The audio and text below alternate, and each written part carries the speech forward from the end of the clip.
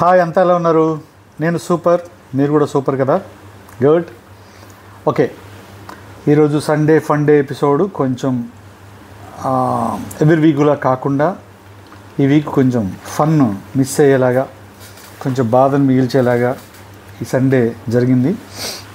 ఎందుకంటే అది పృథ్వీ ఎలిమినేట్ అయ్యి వెళ్ళిపోవడం. పృథ్వీ గురించి మనం ఎన్నోసార్లు ఫీల్ అయ్యాము, తన ప్రవర్తన చూసి బాధపడ్డాము, తిట్టుకున్నాము.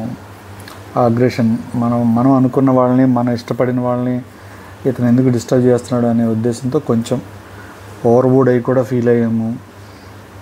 ఏదేమైనా ఆ ఎమోషన్స్, అగ్రెషన్స్ మనవి కూడా తగ్గిన తర్వాత ఆలోచనలు పడినప్పుడు అప్పుడు మనకి కొంచెం దాని మీద ఒక అవగాహన, అతని ప్రవర్తన మీద ఒక సరైన నిర్ణయాన్ని తీసుకునే స్టెబిలిటీ వస్తుంది.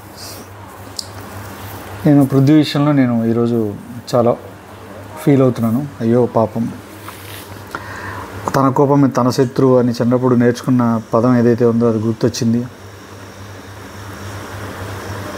అతని కోపమే అతన్ని డిస్టర్బ్ చేసింది, అతని కోపమే అతన్ని ఈరోజు పంపించింది తప్పితే వేరే ఏం లేదు.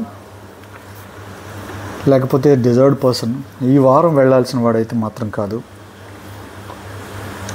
ఆ కోపాన్ని తగ్గించుకుని కనుక అతను ప్లే చేసి ఉంటే మేబీ విన్నర్ అయ్యే ఛాన్స్ కూడా అన్నంత గొప్ప క్లారిటీ ఉన్న వ్యక్తి పృథ్వీ.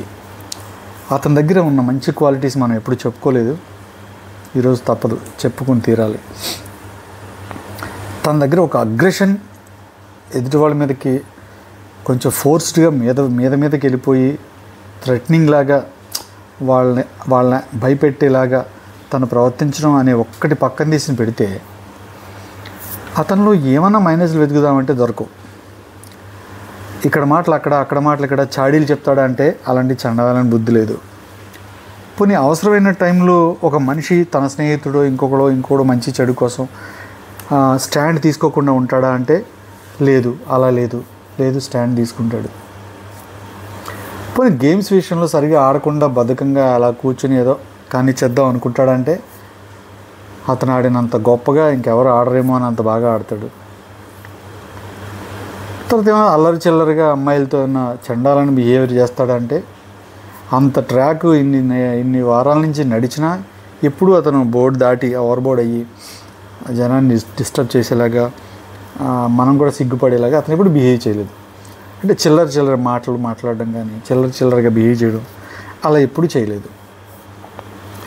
ఇంకేముంది ఇతనిలో మైనస్? ఎందుకు ఇతను టాప్ 5 కూడా అర్హత లేకుండా పోయాడా అని ఆలోచించుకుంటుంటే అంతే. కొంతమందికి అదృష్టాలు కలిసి రావడం, తన కోపం తన శత్రువు అయింది. అలాగే ఎదుటి వాళ్ళకి వచ్చిన ఆపర్చునిటీసు వాళ్ళు నామినేషన్స్లో లేకుండా సస్టైన్ అయిపోవడం, కొంతమంది నామినేషన్లోకి వెళ్ళిన ఫస్ట్ వీక్లోనే ఎలిమినేట్ అయ్యే సిచ్యువేషన్ నుంచి అనుకోకుండా ఒక షీల్డ్ వల్ల, ఇంకొక దాని వల్ల, ఫ్రెండ్ కోఆపరేట్ చేయడం వల్ల, దానివల్ల బతికి బట్టకట్టేయడం, ఇలాంటివన్నీ సినారియోస్ టోటల్గా ఇతనికి చుట్టుకున్నాయి. ఇవన్నీ అంటే ఇది డొంక తిరుగుడేమీ లేదు ఇందులో. మనం వీళ్ళందరినీ ఓన్ చేసుకుని, ఓజీస్ని ఒరిజినల్ గ్యాంగ్ ఏదైతే ఉన్నారో వాళ్ళందరూ ఓన్ చేసుకుని వాళ్ళలో ఉన్న తప్పులను ఎత్తుక్కుంటూ, వాళ్ళలో ఉన్న మంచిని మాట్లాడుకుంటూ వాళ్ళతోనే మనం ట్రావెల్ చేస్తున్న టైంలో సడన్గా వీళ్ళు దిగారు, ఈ క్లాన్ ఈ వైల్డ్ కార్డ్స్ దిగారు. దిగిన తర్వాత సిచ్యువేషన్ ఎలా మారిపోయిందంటే అందులో రోహిణి అనే క్యారెక్టర్ అయితే ఆ అమ్మాయి అసలు నామినేషన్స్లోకి వెళ్ళకపోవడం కారణం ఏమైపోయిందంటే ఇప్పుడు స్ట్రాంగ్గా ఎవరైతే బిగినింగ్ నుంచి ఉన్నారో వాళ్ళలోనే కొట్టుకోవడాలు, తిట్టుకోవడాలు, కోపాలు, ప్రతికోపాలు, నామినేషన్లు, ప్రతి నామినేషన్లు, రివెంజ్ నామినేషన్స్ ఇవన్నీ జరుగుతున్న సిచ్యువేషన్స్లో అప్పుడే కొత్తగా వచ్చిన క్యారెక్టర్ల మీద అంత కాన్సన్ట్రేషన్ ఉండదు వీళ్ళకి కూడా. వాళ్ళు కూడా ఆల్రెడీ గేమ్ చూసి వచ్చిన వాళ్ళు కాబట్టి వాళ్ళు కూడా దొరికే అంత రేంజ్లో ఎవరు యాక్ట్ చేశారు అక్కడ. వాళ్ళలో వాళ్ళు పడింది తప్ప వీళ్ళతో పడలా. ఇలాంటి పరిస్థితులు ఏంటంటే వీళ్ళని నామినేట్ చేసే సిచ్యువేషన్స్ కొన్ని వారాల పాటు రాలేదు. ఏదో వాళ్ళని వీళ్ళకి ఆ డిస్టర్బ్ అయినప్పుడే ఎప్పుడో మళ్ళీ పృథ్వీ రోహిణిని వేయాలని, ఈ అమ్మాయి అతను వేయాలని అనుకున్నప్పుడు అక్కడి నుంచి టర్న్ అయింది తప్పితే అప్పటిదాకా వాళ్ళు నామినేషన్లోకి రాలే. వాళ్ళలో వచ్చిన వాళ్ళు కూడా నామినేట్ చేసుకోకుండా ఉన్నారు. రోహిణిని నామినేట్ చేయలేదు, అలాగే మనోడిని. ఇలా సేవ్ అవుతూ నామినేషన్లోకి రాకుండా వచ్చి ఫైనల్గా ఒక్కసారి అవినాష్ నామినేషన్లోకి వెళ్ళి వెంటనే ఎలిమినేట్ అయిపోయాడు. కానీ అతను షీల్డ్ ఇచ్చి బతికించాడు నబీలు. ఇలా వాళ్ళు ఎప్పటి నుంచో కొట్టుకుని కష్టపడి వస్తున్నారు. మనం ఏంటంటే మరుపు సహజం కదా మనిషికి. వాళ్ళు అంతకుముందు ఫస్ట్ టాస్క్ నుంచి ఫస్ట్ వారం నుంచి వాళ్ళు పడిన కష్టం మొత్తం మర్చిపోతాం ఆటోమేటిక్గా. ఎప్పుడు మనిషి ప్రజెంట్లోనే బతుకుతాడు. ఇప్పుడు ఈ వారం జరుగుతున్న పరిస్థితులను బట్టే మన నిర్ణయాలు మారిపోతుంటాయి. అందుకే వీళ్ళు ఏదైనా ఒక బ్లాక్ టికెట్ ఇచ్చేసుకునేటప్పుడు, లేకపోతే ఒక మనిషి గురించి ఏదైనా చెప్పాల్సి వచ్చినప్పుడు ఆ ముందు వారము ఆ వారంలో ఉన్న పరిస్థితులను బట్టి నిర్ణయాలు తీసుకుంటారు. కానీ అతనికి ఉన్న కెరీర్ ఏంటి, ఇక్కడికి వచ్చిన తర్వాత ఈ 13 వారాల్లో అతను చేసిన హైట్స్ ఏంటి, అతను ఉన్న ఇదేంటి అనేది ఎవడు పట్టించుకోడు. అలాంటి పరిస్థితుల్లో వీళ్ళు హ్యాపీగా సస్టైన్ అయిపోయారు. అందువల్ల మనవాడికి ఇంకొక వారము 2 వారాలు ఉండవలసిన స్లాట్ కాస్త ఎగిరిపోయింది, ఫట్మని ఎగిరిపోయింది. ఇంకా విష్ణు గురించి మనకు తెలిసిందే. మరి ఆ అమ్మాయి మొత్తానికి బ్రతికి అలా బట్ట కట్టుకుంటూ ప్రశాంతంగా వచ్చేసింది, ముందు దాకా వచ్చేసింది, ఇక్కడ దాకా వచ్చేసింది. దీని గురించి మనం ఇంకా మాట్లాడుకోవడం వేస్ట్. అయితే పృథ్వీ విషయంలో ఏంటంటే నేను అదే అంటున్నాను కదా, ఎక్కడన్నా నెగిటివ్ వెతుకుదామంటే ఒక్క అగ్రెషన్ తప్పితే ఇంకా మీరు ఏమీ కనిపించట్లా. బాగా ఆడతాడు, స్నేహానికి వాల్యూ ఇస్తాడు, ఫ్రెండ్స్కి వాల్యూ ఇస్తాడు, ఎవరైనా ప్రాబ్లంలో ఉంటే వెళ్ళి ఓదారుస్తాడు, బ్యాక్ బిచ్చింగ్ ఉండదు, సొల్లు కామెడీలు ఉండవు, చక్కగా ఉంటాడు. మరి టైం అంతే. అతను చాలామందిని మానసికంగా జనాల్ని కానీ లోపల ఉన్న వాళ్ళని కానీ అతని కోపంతో, అతని అగ్రెషన్తో, అతను మీదకి రావడం అనే బిహేవియర్తో చాలామందిని డిస్టర్బ్ చేసాడు. కాబట్టి ఈరోజు దానికి సంబంధించిన ఫలితాన్ని అనుభవించడం తప్పితే వేరే అతని గురించి మనం బ్యాడ్గా ఇంక చెప్పుకోవడానికి ఏం లేదు. Very gentle person, very nice person. అతనికి ఒక పోస్టర్ డెడికేట్ చేసినప్పుడు ఈరోజు యానిమల్ అనే ఫిల్మ్ది రణవీర్ కపూర్ది డెడికేట్ చేస్తే యాజ్ ఇట్ ఈజ్ అలాగే అనిపించాడు. ఆ హెయిర్ స్టైల్ కానీ ఆ ఇది కానీ బాగా యాప్ట్గా అనిపించింది. దేవుడి దయ వల్ల ఇప్పుడు బయటకు వెళ్ళిన తర్వాత తన కెరీర్ బాగా బిల్డ్ అయ్యి మంచి క్యారెక్టర్స్తో సినిమాలు కానీ సీరియల్స్ కానీ షోస్ కానీ చేస్తూ ఇంకా మనోడు బాగా అభివృద్ధి చెందాలని, తన కోపాన్ని మెల్లిమెల్లిగా తగ్గించుకోవాలని ఆ మనస్ఫూర్తిగా భగవంతుని కోరుకుంటూ all the very best Prithvi, good luck. ఇలా మనవాడిది ఈరోజు బిగ్ బాస్ జర్నీ ముగిసిపోయింది. కొంచెం సాడ్, ఓకే ఇంకా తప్పదు. ఈ వారం కాకపోతే నెక్స్ట్ వారం వెళ్ళాల్సిన పరిస్థితులే కాబట్టి ఇంక జరుగుతుంటాయి. కొంతమంది ఏంటంటే అన్ని క్వాలిటీస్ ఉన్నా నెత్తి మీద ఏదో తాణం ఆడుతుంది, ఇలాంటివే. అలాంటి క్వాలిటీస్ ఉండడం వల్ల అవి ఎంతో అచీవ్ చేయాల్సిన ఇదిని కూడా అచీవ్ చేయనివ్వకుండా అక్కడ పడగొట్టేస్తాయి అన్నమాట. ఇది కొంతమందికి గుణపాఠం కూడా. చూసి నేర్చుకునే వాళ్ళు ఉంటే ఇలాగా నేర్చుకుంటే మంచిది, లైఫ్లో బాగుంటుంది కొన్ని పాఠాలు. సరే, కట్ చేస్తే ఈరోజు సండే ఫండే ఎపిసోడు. ఆనంద్ బ్రహ్మ గోవింద్ నీ పేరే ప్రేమ నా పేరే ప్యార్.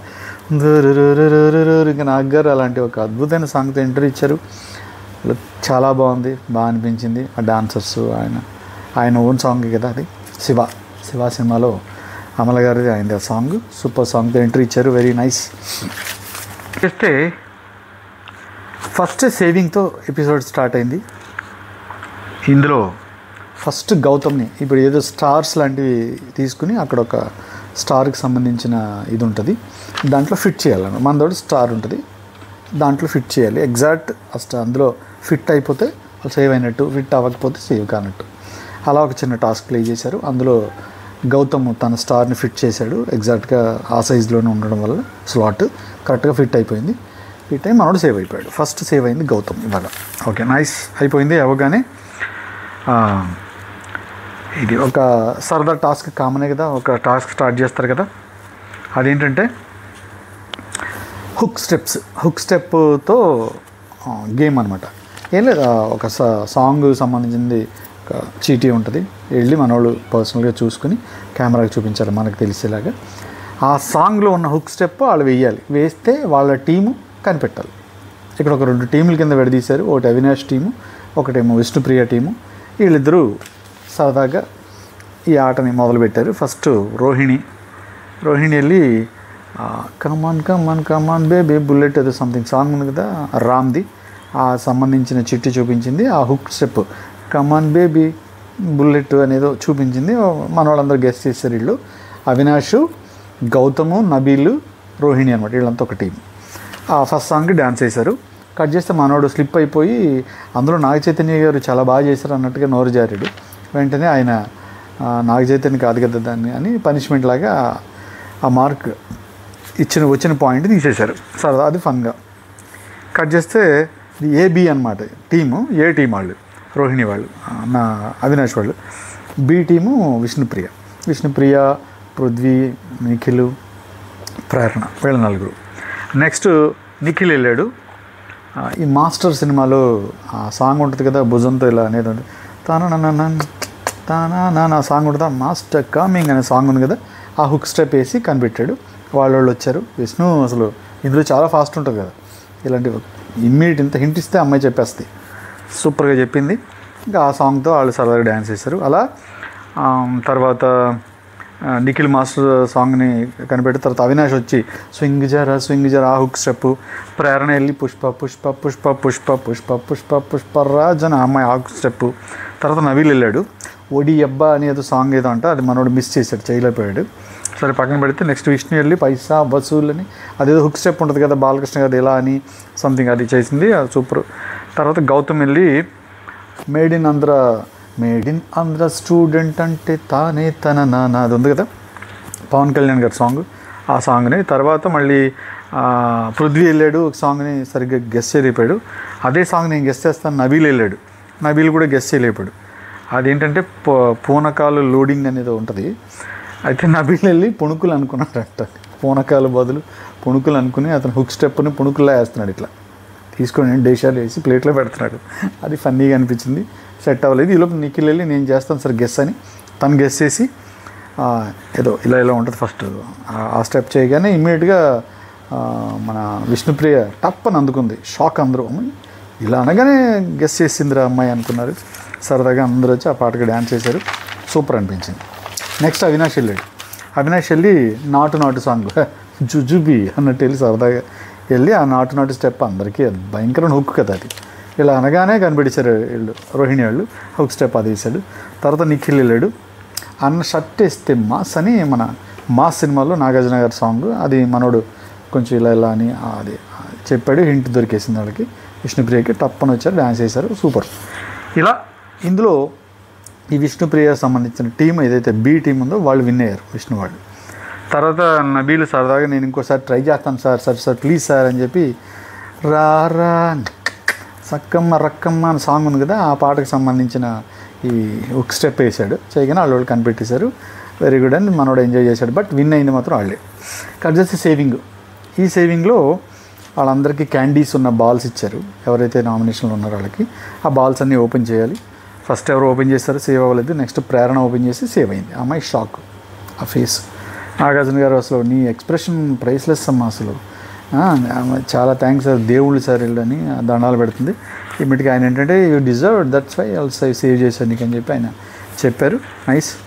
క్యాండీస్ తినాల్సిన వాళ్ళు తినేశారు, దాచుకోవాల్సిన వాళ్ళు దాచేసుకున్నారు. సరదాగా ఆట అది అయిపోయింది.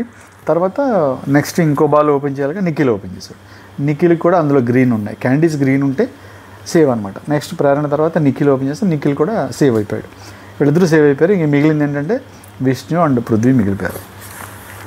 కట్ చేస్తే నెక్స్ట్ బ్లైండ్ ఫోల్డ్స్ కట్టుకుని మ్యూజికల్ చైర్స్ ఆడే ఒక టాస్క్ అనమాట.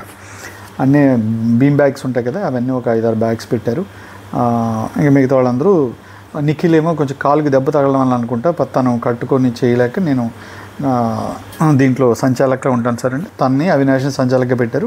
మిగతా వాళ్ళంతా ఈ బ్లైండ్ ఫోల్డ్స్ కట్టుకుని ఇంకా ఆడారు, సరదాగా ఆడారు. ఫైనల్గా వచ్చేసరికి ఎవరు పృథ్వీను ప్రేరణ మిగిలారు. పృథ్వీ విన్ అయిపోయాడు సరదాకి. ఓకే. తర్వాత మళ్ళీ ఇంకొక చిన్న బ్రేక్ తీసుకున్నారు. ఆఫ్టర్ బ్రేక్ మళ్ళీ ఈ బుక్స్ ఉంటాయి. ఆ బుక్ మీద ఏంటంటే ఒక కొటేషన్ రాసి ఉంటుంది అనమాట. అది ఎవరికి సూట్ అయితే వాళ్ళకి డెడికేట్ చేయాలి. అలాంటి ఒక టాస్క్ ప్లే చేశారు. ఆ టాస్క్ ఏంటంటే ఫస్ట్ ప్రేరణ ఎక్స్ట్రాలు చేయకుండా ఉండడం ఎలా అని ఒకటి రాసి ఉంటుంది ఆ బుక్ మీద. ఆ బుక్లో చదివితే ఎక్స్ట్రాలు చేయకుండా ఉండడం ఎలాగో తెలుస్తుంది అనమాట. అలా ఒక బుక్ అనమాట. వెంటనే అవినాష్కి ఇచ్చింది. సరదాగా అంతా ఫన్గానే వెళ్ళిపోయింది. ఇందులో పెద్ద వీళ్ళు ఫీల్ అయిపోయి బాధపడిపోయి అంత సినిమా ఏం లేదు. సండే అంటే ఇలా వెళ్ళిపోద్ది కదా. తర్వాత గౌతమ్ సరైన కారణాలతో నామినేట్ చేయడం ఎలా అని నిఖిల్కి ఇచ్చాడు. మనోడు నిఖిల్ కొంచెం ఫీల్ అయినట్టున్నాడు. ఏంటి నేను సరైన కారణాలు చెప్పట్లేదా, ఓకే చూసుకుందాంలే రేపు అన్నట్టు అనుకున్నాడు. కానీ కట్ చేస్తే ఈరోజు చూసారుగా డైరెక్ట్ నామినేషన్స్ అంట.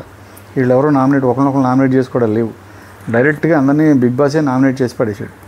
మరి అది నామినేషన్స్ ఉంటే బాగుండేది కదా. నేనేమనుకున్నానంటే మరి ఇవాళ నైట్ వాళ్ళంతా నామినేషన్ జరుగుంటుంది, రేపు పొద్దున మనకి చూపిస్తారు కదా అని అనుకున్నా. కట్ చేస్తే మీరందరూ డైరెక్ట్గా నామినేట్ అయ్యారని అనౌన్స్మెంట్ వచ్చింది. లాస్ట్లో ఎండ్ ప్రోమో చూపించారు, టుమారో కట్లో చూపించారు కదా. అది నాకు ఎందుకు ఎక్కడో తేడా కొడుతుంది. ఉండుంటే బాగుండేదేమో, ఇంకా మిగతా రంగులన్నీ బయటకు వచ్చేవి, ఎవరెవరిని చేస్తారు, కొంచెం రంజీగా ఉండేది వారం. కానీ మన వాళ్ళు ఎందుకు అలా చేశారో అర్థం కావట్లేదు. సరే ఏదో అంతరార్థం ఉంటుంది కదా లోపల, అది ఏంటో చెక్ చేద్దాం, రేపు పొద్దున మనకి తెలిసిపోద్ది, విషయం అర్థమైపోద్ది. సరే కట్ చేస్తే ఇది సరైన కారణాలతో నామినేట్ చేయడం ఎలా అనే బుక్ని గౌతమ్ తీసుకెళ్ళి నిఖిల్కి ఇచ్చాడు.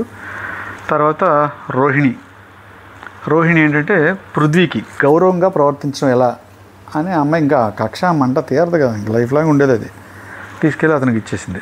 ఓకే అండి థ్యాంక్ యూ అని తీసుకుని సైలెంట్గా కూర్చున్నాడు అబ్బాయి. తర్వాత అవినాష్ విష్ణుకి బ్రెయిన్ వాడి ఆడడం ఎలా, ఏమనంటే నా నత్తి బ్రెయిన్ నాకు ఇది అర్థం అవ్వట్లేదు అంటుంది సార్ అని ఆయన ఏదో కామెడీగా అంటున్నట్టే వేసేసారు. వీళ్ళందరూ కామెడీ చేస్తున్నట్టు చేసి ఎవరికి ఏది వేయాలో అది వేసేసారు. తర్వాత నబీలు రోహిణికి కరెక్ట్గా ఇచ్చాడు. సపోర్ట్ అడగకుండా ఆడడం ఎలా అని ఇచ్చాడు. సిన్స్ 6th వీక్ నుంచి సరే ఈవిడ ఏ టాస్క్ వచ్చినా వెళ్ళిపోయి ముందు నాకు సపోర్ట్ చేస్తారా అని అడుగుతూ ఉంటుంది.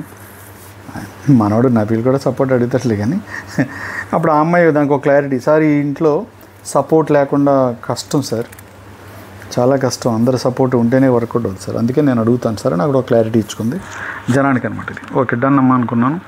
కట్ చేస్తే నబీలు రోహిణికి ఇచ్చేసాడు. ఇంకా పృథ్వీ అవినాష్కి సేఫ్ గేమ్ ఆడకుండా ఉండడం ఎలా అని ఇచ్చాడు. యాప్ట్గానే అనిపించింది. సేఫ్ ఏముందని పాపం మనోడు కష్టపడ్డాడు కదా, మంచి కష్టపడితేనే వచ్చింది కాబట్టి ఓకే డన్. మరి అతను ఏ ఉద్దేశంతో ఇచ్చాడో మనకి ఐడియా లేదు. తర్వాత విష్ణు అవినాష్కి నిజాయితీగా ఉండడం ఎలా, మొత్తం అన్ని బుక్స్ మనోడికి ఇచ్చేసారు మ్యాక్సిమం. నిఖిల్ అవినాష్కి ఇచ్చాడు. ఒక్కడనే టార్గెట్ చేయకుండా ఉండడం ఎలా, నువ్వు పృథ్వీని ఎక్కువ టార్గెట్ చేస్తుంటావు అంటే నేను ఇప్పుడు టార్గెట్ చేశాను అన్నాడు. లేదులే నువ్వు ఒక్కడనే టార్గెట్ చేస్తుంటావు నాకు అర్థమైంది, ఒక్కడనే టార్గెట్ చేయకుండా ఉండడం ఎలా అనే బుక్ నీకు ఇస్తానంటే మనోడు ఆ బుక్స్ అన్ని చేతితో పట్టుకుని సార్ స్కూల్కి మా అమ్మాళ్ళు పంపించేటప్పటికి ఇన్ని బుక్స్ కొని పెట్టలేసారని, అమ్మా నాకు చాలా బుక్స్ ఇస్తున్నారు ఇక్కడ అని ఫన్ చేశాడు. అది సరదాగా అలా అయిపోయింది. కట్ చేస్తే ఇంకా పృథ్వీ విష్ణు ఫైనల్గా వాళ్ళిద్దరు నామినేషన్లో ఉన్నారు. వాళ్ళిద్దరిని నుంచోబెట్టి ఎవరు సేవ్ అవుతారనేది యాక్షన్ రూమ్కి పిలిచారు. యాక్షన్ రూమ్లో ఒక చిన్న అక్వేరియంస్ 2 పెట్టారు. అందులో వాటర్ ఆల్రెడీ పోసి ఉంది. అందులో ఈ దగ్గర 2 బాటిల్స్ ఇచ్చారు. ఒకటి నెంబరు 2 నెంబర్లు ఇచ్చారు. ఆ 1 అనే ఫస్ట్ది పోయాలి, అదేమో రెడ్ అయిపోతుంది. తర్వాత పోస్తే ఎల్లో రావాలన్నమాట. ఫస్ట్ ఎల్లో ఉంటాయి, ఆ ఎల్లో దాంట్లో వీళ్ళు ఒక రెడ్ పోస్తారు. అది మిక్స్ అయిపోయిన తర్వాత మళ్ళీ పోస్తే ఎవరిది ఎల్లో వస్తే వాళ్ళు సేవ్, ఎవరిది రెడ్ అయితే వాళ్ళు ఎలిమినేటెడ్. అలాగే పృథ్వీ పోసింది అవ్వలేదు, ఎలిమినేట్ అయిపోయాడు. కట్ చేస్తే మనోడు బయటకు వచ్చి అందరినీ హగ్ చేసుకుని ఎంత కరుకుగా ఉన్నా, ఎంత పాపం కరుకుగా ఏమి ఉండదు కానీ కొంచెం రిజర్వ్డ్గా ఉంటాడు అంతే. అందరిలాగే కొన్ని మీదకి వెళ్ళిపోవడాలు, అదే ఆ చిన్న ప్రాబ్లమ్స్ తప్పితే కొంచెం గంభీరంగా ఉండడానికి పాపం చాలా ప్రయత్నం చేస్తాడు. ఎంత గంభీరంగా ఉండాలని ట్రై చేసినా, ఎంత యాటిట్యూడ్తో అందరి ముందు మనం దొరికిపోకూడదు, కొంచెం హుందాగా ఉండాలని ప్రయత్నం చేసినా తనకి ఎమోషన్స్ ఉంటాయి, తనకి సిచ్యువేషన్స్ అప్పుడు ఆ ఎమోషన్స్ బయటకు వస్తూ ఉంటాయి. అలాంటి పరిస్థితుల్లో పాపం మనోడు అందరినీ వదిలిపెట్టి వెళ్తున్నాను డెఫినెట్గా ఉంటుంది. ఇన్ని వారాలు కలిసి ఉండి 13 వారాల పాటు వాళ్ళు కలిసి ఉండి 10 వారాల పాటు నామినేషన్లోకి వెళ్ళి బతికి బయటకు వచ్చి బట్ వీళ్ళందరినీ వదిలి వెళ్ళిపోతాడు. టాప్ 5లో ఉంటానేమో అని ఫీల్ అయి ఉంటాడు. సరే ఇతనికి వచ్చే నెగిటివిటీకి కొంచెం ప్రిపేర్డ్గానే ఉండుంటాడు నాకు తెలిసి. కొంచెం బాధపడ్డాడు, అందరికీ వీడ్కోలు పలికి ఫైనల్గా బయటకు వచ్చాడు. పాపం విష్ణు చాలా బాధపడింది, చాలాసేపు ఆపుకోవడానికి ట్రై చేసింది కానీ తను అలా బయటికి వెళ్ళగానే పాపం అమ్మాయి కళ్ళ నీళ్ళు పెట్టుకుని you are a great person, I miss you అని చెప్పి గట్టిగా అరిచింది. అతను బయట నుంచి కూడా అందరూ జాగ్రత్తగా ఉండండి, బాగా ఆడండి, ఆల్ ది వెరీ బెస్ట్ అని చెప్పాడు. అలాగే తను వెళ్ళిపోయాడు. వెళ్ళిపోగానే వీళ్ళందరూ లోపలికి వెళ్ళారు. ఇంకెవరి బాధలు ఇప్పుడు ఆల్రెడీ లైవ్ స్టార్ట్ అయింది కాబట్టి ఇంకెవరి బాధలు వాళ్ళు ఉన్నారు. సరే స్టేజ్ పైకి పిలిచారు, కామన్గా పిలుస్తాం కదా వెళ్ళేటప్పుడు. స్టేజ్ పైకి ఇప్పుడు పృథ్వీ వేస్తున్నాడు అనగానే వచ్చాడు. రాగానే సరదాగా చిన్నట్ట ఆయన జర్నీ చూపించారు, మర్చిపోయాను. ఎక్స్ట్రాడినరీ జర్నీ, బాగా అనిపించింది. తన కోపాలు, అగ్రెషన్లు, ఫన్నీలు, డాన్సులు, ఫైట్లు అంత మిక్స్డ్గా ఉన్న ఒక మంచి ఫిల్మ్ లాగా అనిపించింది ఆ జర్నీ. ఎప్పుడూ ఒకేటే ఉంటే కూడా బాగోదు. మనోడు ఎప్పుడూ అంటూ ఉంటాడు, లాస్ట్ టైం కూడా ఏదో సందర్భంలో నబీల్తోనే ఎవరో అంటున్నాడు, సినిమా ఎప్పుడు ఒకటే ఉంటే ఎలా కుదురుద్ది బ్రో, ఒక్కొక్క క్యారెక్టర్ ఒక్కొక్క డిఫరెంట్ క్యారెక్టర్స్ ఉంటేనే కదా సినిమా రక్తి కడుతుంది అనేది నాకు సరదాగా అన్నాడు. ఆ మాట నిజమే. తన జర్నీలో కూడా మంచి ఎమోషన్స్ ఉన్నాయి. అమ్మాయిలు ఇబ్బంది పడుతున్నప్పుడు, బాధపడుతున్నప్పుడు వాళ్ళని దగ్గర ఓదార్చిన సిచ్యువేషన్స్ కానీ, లేకపోతే తనతో విష్ణుకున్న ఆ అద్భుతమైన ఇంటిమసీ, వాళ్ళిద్దరూ సరదాగా ఉన్న రోజులు కానీ, తర్వాత ఫ్రెండ్ నిఖిల్తో తను గడిపిన టైము, అలాగే సోనియా వీళ్ళందరూ కలిసి ఉన్న రోజుల్లో వాళ్ళు మాట్లాడుకున్న సిచ్యువేషన్స్ అన్నీ వేసేటోడికి మనోడికి ఇంకా కళ్ళ నీళ్ళు వచ్చేసాయి. వాళ్ళ మదర్ వచ్చిన క్లిప్ దగ్గర బాగా కన్నీళ్ళు పెట్టుకున్నాడు. ఉంటాయి ఇంకా అంతే. ఏ రోజు ఏ ఎమోషన్ ప్లే అయితే దానికి తగ్గట్టుగా మనిషి మౌల్డ్ అయిపోతాడు, ఆటోమేటిక్గా బెండ్ అవుతాడు కూడా. అంత జర్నీ చూసేటప్పటికి మనోడికి అసలు మైండ్ బ్లాక్ అయిపోయింది. ఏం అర్థం కావట్లేదు జనానికి బిగ్ బాస్ అంటే ఏంటో. ఏది పిలుస్తారు షో చేసినట్టే మనం అక్కడికి వెళ్ళిపోయి అందరితో కలిసి ఉంటాము, కోపంగా ఉంటే కోపం మనం బతికేస్తాం కదా అనుకుంటారు. కానీ ఒక్కసారి ఎమోషన్స్కి కాస్త కనెక్ట్ అయిన తర్వాత అవన్నీ విడగొట్టుకుని బయటకు రావాలంటే రెగ్యులర్ లైఫ్లో మనం ఒరిజినల్ జీవితంలో ఎంత ఇబ్బందికరమో అంతకన్నా ఇబ్బందికరం అక్కడ. అలా మనోడు కళ్ళంట నీళ్ళు పెట్టుకోవడానికి కొంచెం చూడడానికి చాలా బాధగా అనిపించింది. ఓకే, చెప్పేశాం కదా, all the very best, super journey. Okay, అన్ని ఎమోషన్స్ చూపించి మర్యాదగా వెళ్ళాడు చక్కగా. ఇప్పుడు బయట అందరూ తన గురించి ఒక కర్ణుడు లాంటోడు, కర్ణుడి చావుకి ఇన్ని ప్రాబ్లమ్స్ అన్నట్టు మనోడికి కూడా వెళ్ళిపోవడానికి 1,00,000 కారణాలు ఉన్నాయి. వెరీ నైస్ జర్నీ అతనిది, చూశాను, చాలా హ్యాపీగా అనిపించింది. బాధతో పెనుదిరిగాడు పృథ్వీ.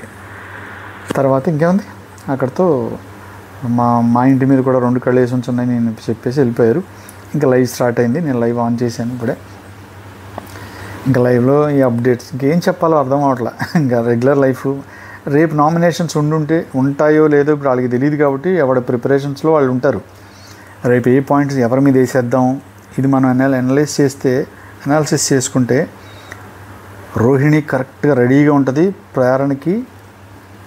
ఇంకెవరికి వేయడానికి, ప్రేరణకి విష్ణుకి కానీ ప్రేరణకి నిఖిల్కి కానీ వేయడానికి రెడీగా ఉంటుంది. వాళ్ళిద్దరిని వేసేయడానికి రెడీగా ఉంటుంది. ఇంకా అందరూ వీళ్ళని టార్గెట్ చేస్తారు. ఏముంది ఇంకా అదే, వాళ్ళు వీళ్ళని టార్గెట్ చేస్తారు, వాళ్ళని టార్గెట్ చేస్తారు. ఇంకా ప్రస్తుతానికి వాళ్ళకి అవకాశం ఇవ్వలేదు దేవుడు. డైరెక్ట్ నామినేషన్స్ అంట, నామినేట్ అయిపోయారని చెప్పారు. మరి అది ఎంతవరకు నిజం, మరి అదేంటో నాకు అదేం అర్థం కాలేదు. చూద్దాం, ఎందుకంటే అది చాలా ఇంపార్టెంట్ ఘట్టం కదా అది. అసలు బిగ్ బాస్లో చాలా ఇంపార్టెంట్ ఘట్టం అది. దాన్ని అవాయిడ్ చేశారంటే ఇంకేదో పెద్ద ప్లానే ఉండుంటుంది. ఆ ప్లాన్ ఏంటనేది మనం రేపు చూస్తే తప్ప మనకు తెలీదు. మనకి లీక్స్లు అప్డేట్లు మనకి తెలియదు కాబట్టి నేను చెప్పలేకపోతున్నాను. రేపు మనం కరెంట్ పోయింది, ఇదేంటి లైటింగ్, మళ్ళీ వచ్చేసింది, గుడ్ నైస్. అది బాగుంది కదా, కరెంటు పోయిన తర్వాత వచ్చిన లుక్ బాగుంది కదా, వెరీ నైస్.